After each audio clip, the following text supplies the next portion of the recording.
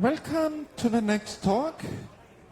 This talk will be held by NIIBE and is about Gnuk 2.2 and Gnuk NEXT. Give a very warm applause. Hello. Today I'm talking about Gnuk NEXT. Next means mirai in Korean language. And this is the contents. I begin my talk about who am I, and I let you know a story here as an old type, and I explain about the background of a recent project. And I explain the history of Gnuk token and mirai of Gnuk. Mirai means future. And I am an old type hacker and who lives in Maebashi. It's not Nebraska. And you know that XKCD 2003-47, perhaps? That it's like, I think that it's about me.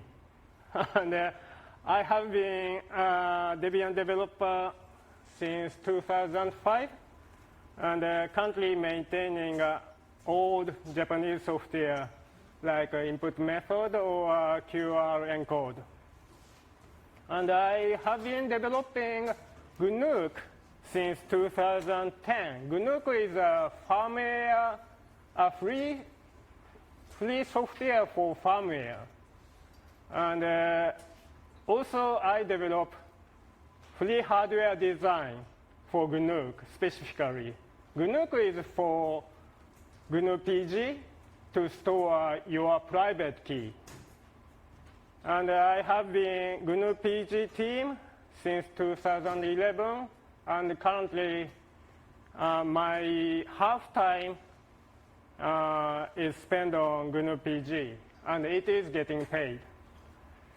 And I'm proudly say that our organization, Free Software Initiative of Japan, is a DebConf sponsor now.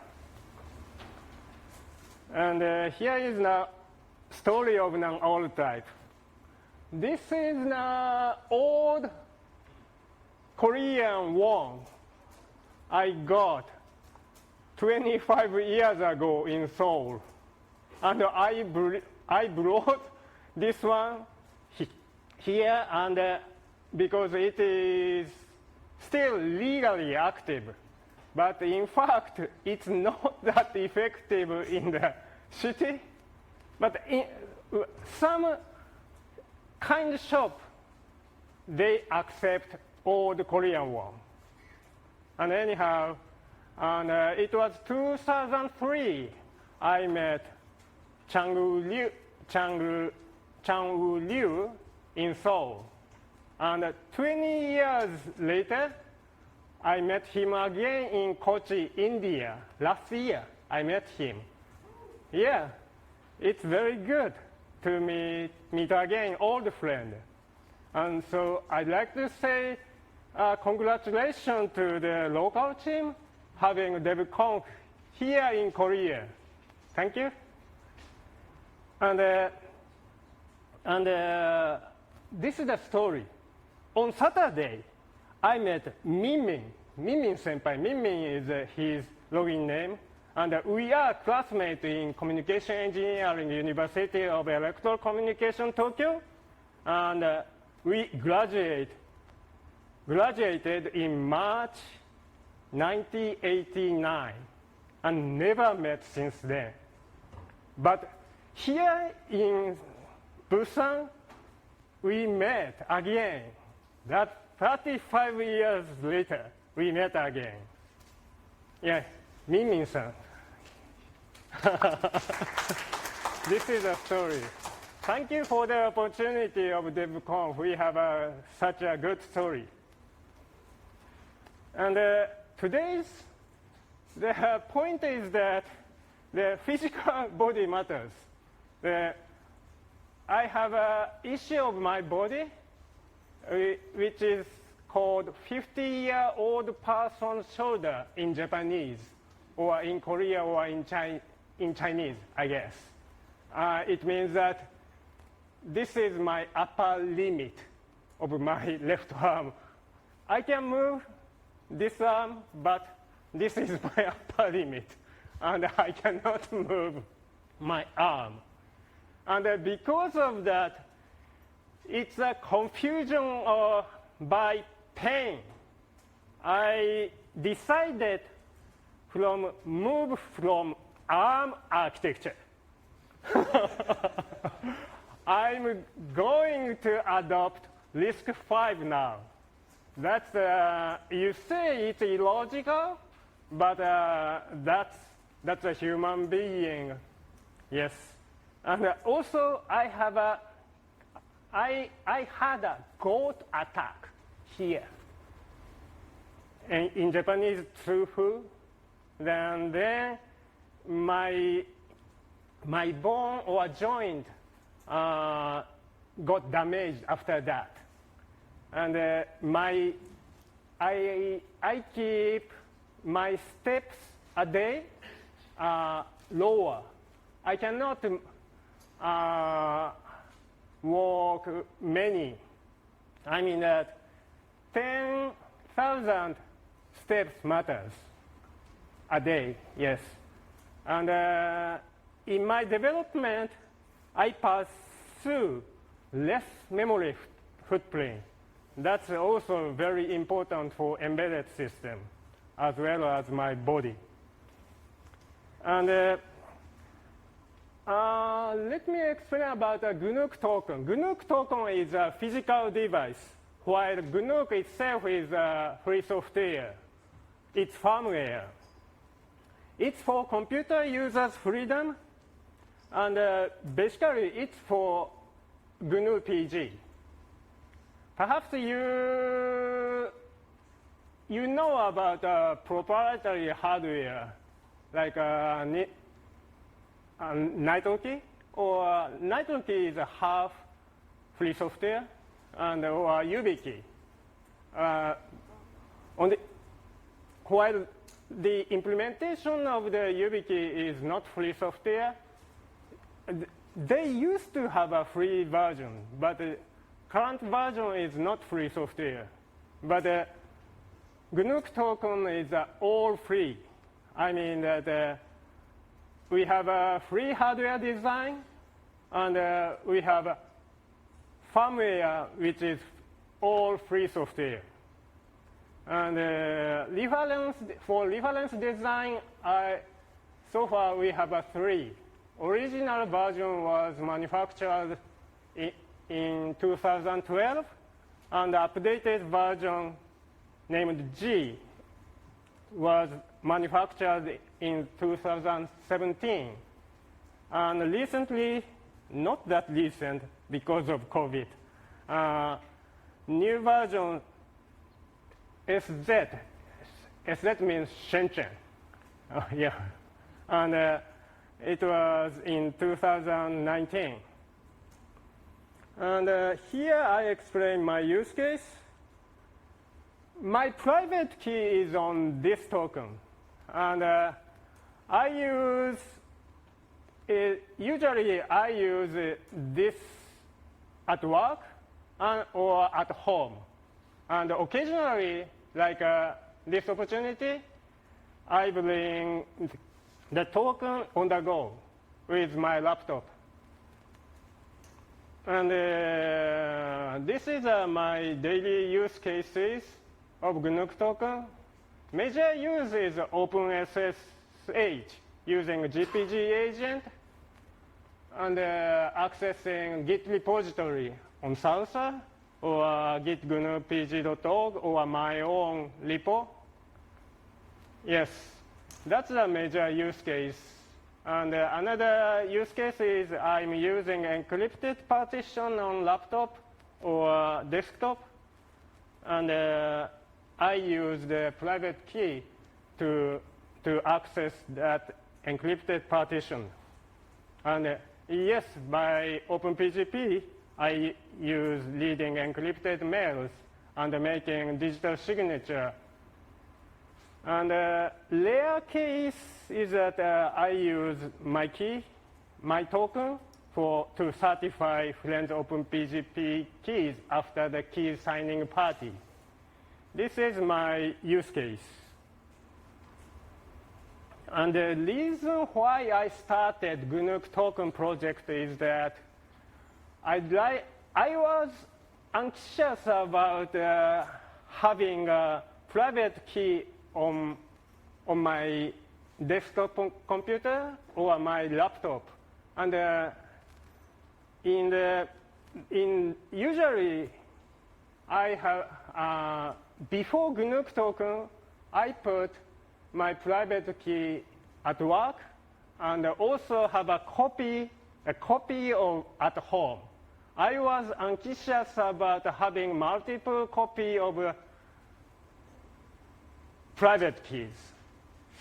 And then, so that was major reason, and I thought that it should be free software and free hardware design. And the major reason is that by free software and by free hardware design, we can make it easy to be transparent. And we can minimize the attack surface for your private key. And another goal is that it should be reproducible. The hardware and the firmware should be reproducible by others, hopefully by everyone. And all technical documents should be available, and the software and its tools should be free software.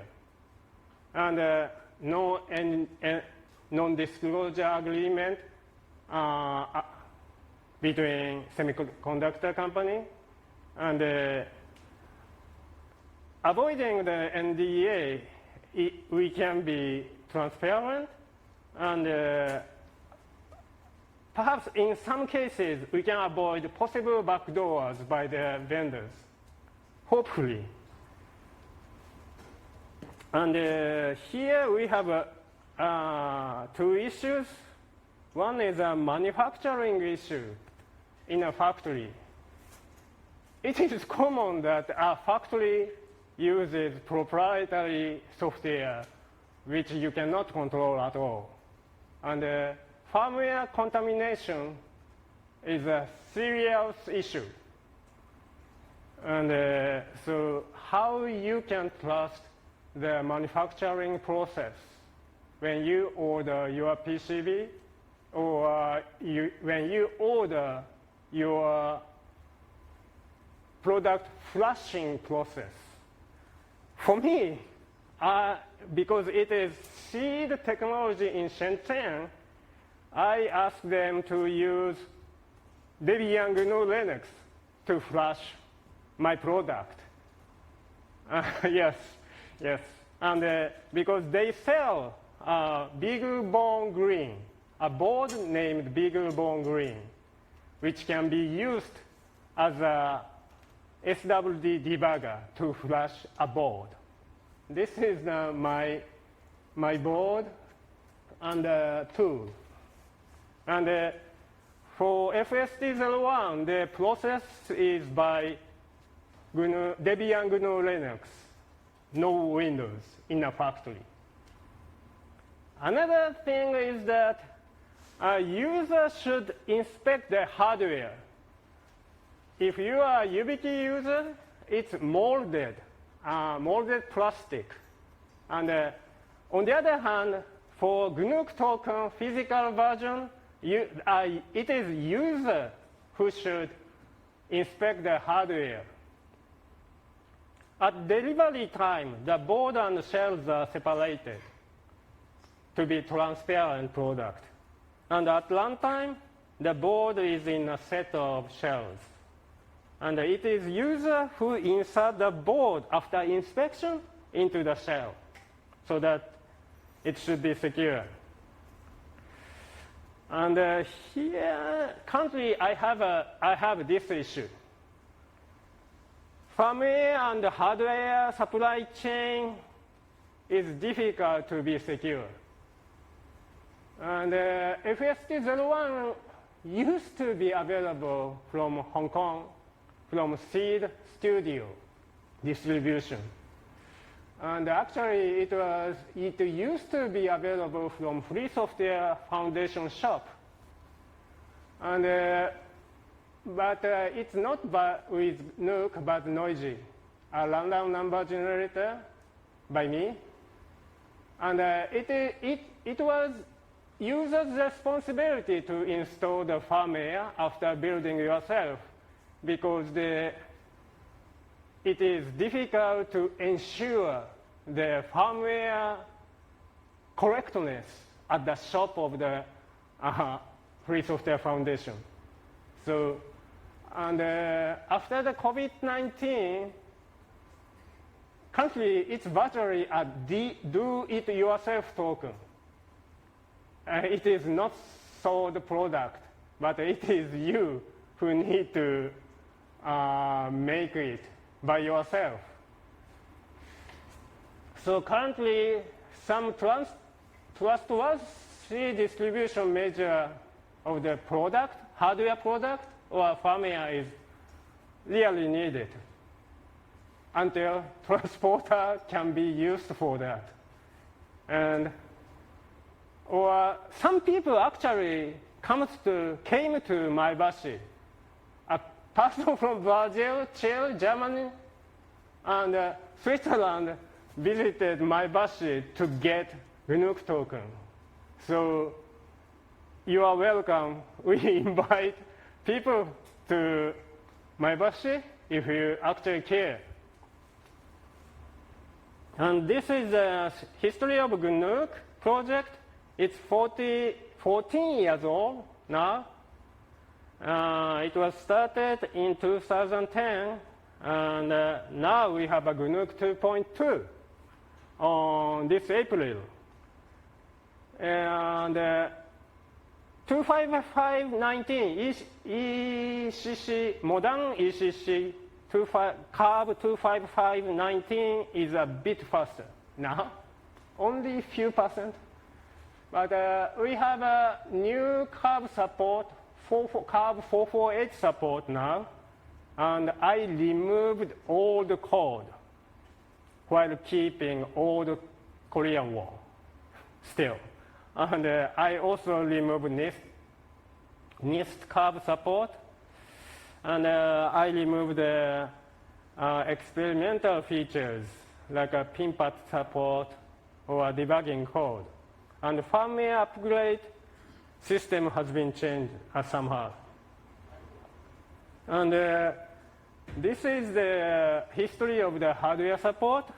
It used to be ARM only, ARM architecture only.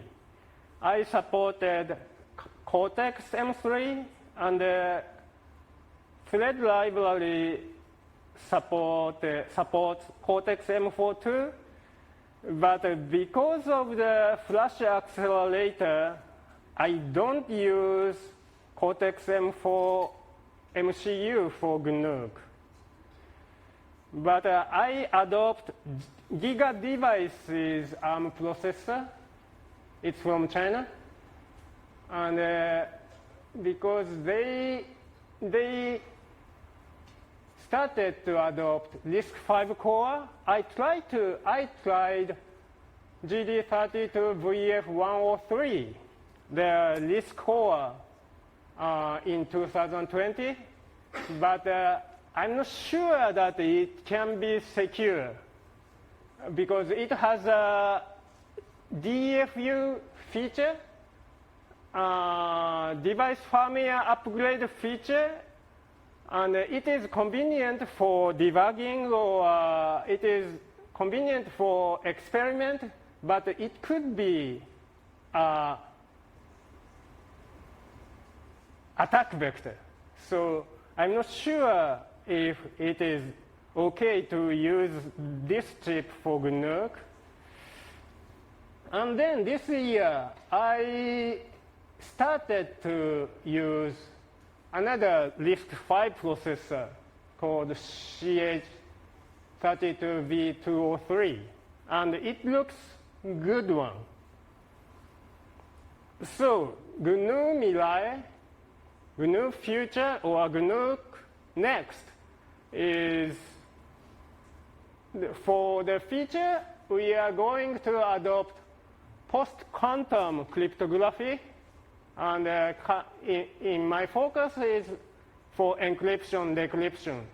That we have a new post-quantum cryptography algo named Kyber, Crystal Kyber, version for the key length 768, and it is fast enough, I guess, even on MCU, microcontroller. But here we have a question. Usually it is a practice of post-quantum cryptography. It's named composite crypto, means that we use two crypto. One is ECC, the traditional crypto, and another is new PQC, post-quantum crypto. We combine those two for your signature or for your encryption. And it means that energy consumption will be twice. And or you will need two devices or 2 times longer time for computation. And if I sell a product, if I could say that we need a set of tokens, 2 tokens supporting PQC and traditional ECC. But it would be a bit inconvenient having 2 tokens for your daily use. So single token which support the composite would be better. Then it would be good to have a twice performance. And luckily, CH32V203 runs at 144 megahertz. It's a twice. So I think it makes sense to use this chip while keeping the traditional ARM MCU supported. And because the MCU doesn't have much RAM space, it has only 20 kilobyte, not megabyte. And so it makes sense to reduce memory footprint in the firmware. Currently, in Gnuk implementation or any other implementation of the token, it is usually the token is implemented by smart card abstraction plus CCID card reader protocol.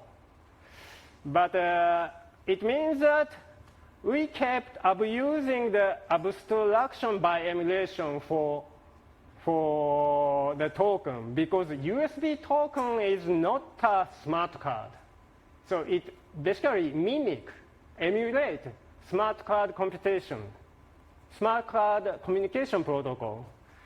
So currently, possibly, I'm considering about no CCID and smart card abstraction anymore, so that it will be simpler, the firmware will be simpler, and more better. I mean that it can be less. It can have less memory footprint, and it could support encryption on communication. But then we need a host driver, special host driver. I mean that in the case of GnuPG, we need to add a feature to SC-demo. That's about Gnuk NEXT, the future version. So I have time for questions, but let me answer in advance for one political issue. I'm working for GnuPG while I'm one of author of new OpenPGP specification, actually. So I'd like to say that we are on same boat, and we are friends. LibrePGP and OpenPGP is a friend. That's my message. That's my answer in advance. So please have a question.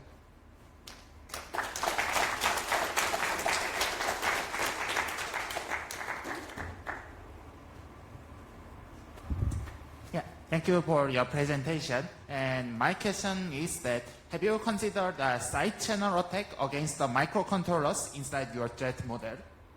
Do you mean that the physical attack, physical inspection of the microcontroller? Yes, usually the side channel attacks are yeah, done there are physically, various side channel attacks, and if your token is under the control of your enemy, and you are friendly putting your passphrase under the control of your enemy, then the signal, electrical signal, will be available to your enemy. That's clearly obvious. In that condition, it is very difficult to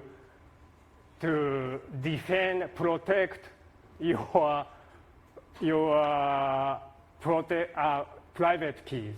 But I put available protection measure about the timing difference or dependency on the private key computation. I did my best about that. But if in the case the physical device is under the control of your enemy, I think that it's end of the game. That's my understanding. Yeah.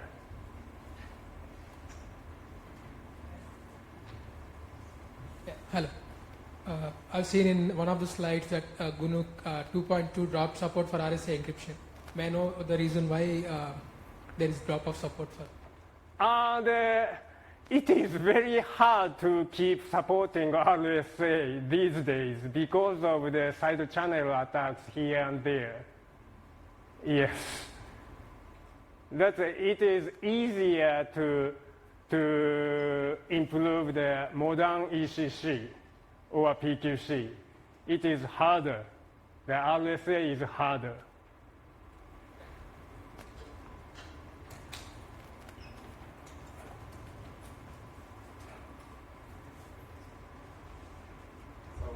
Can you tell us how fast Kyber is on your new chip? Crystal Kyber is a new algo for encryption and decryption. And it runs quite fast on the chip, on the MCU too. And ARM or on the ARM architecture or RISC-V architecture, it is comparable to the ECC computation. And I just did my own experiment on that. So I am confident that we can support Kyber in Gnuk in future, soonish. Okay. And when we do the composite decryption, can we do the ECC part on an existing token and Kyber on the host? We do serially. After end of the ECC computation, do Kyber computation. We don't have enough memory to do the in parallel. If we do in parallel, we need two hardware devices. Yes. Okay, thank you. Yeah, Eustace is my friend. Regarding the hardware, has it received any certifications such as EC in Europe or FCC for electromagnetic compatibility in the United States? You mean a certification? Certification, yes. That's a very good question. I don't pursue that path. I mean that usually it is a manufacturer who got FIPS certification, for example, no? Not FIPS. What kind of certification?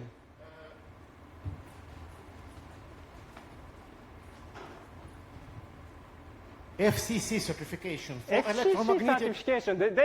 Usually it's not that if your chip is certified for FCC certification about emitting the noise, it is usually okay. If it is a Wi-Fi chip or radio chip, it is the responsibility of the manufacturer to get FCC certification. But usually for other non-critical wireless, if it is not wireless, it is okay, just declare that after the inspection, and it is okay to declare this is okay for the FCC. It is okay, yeah. So, thank you, NIIBE, for this talk. We are done for today. Please be notified that dinner starts early because of the cheese and already wine started. bath. And see you tomorrow.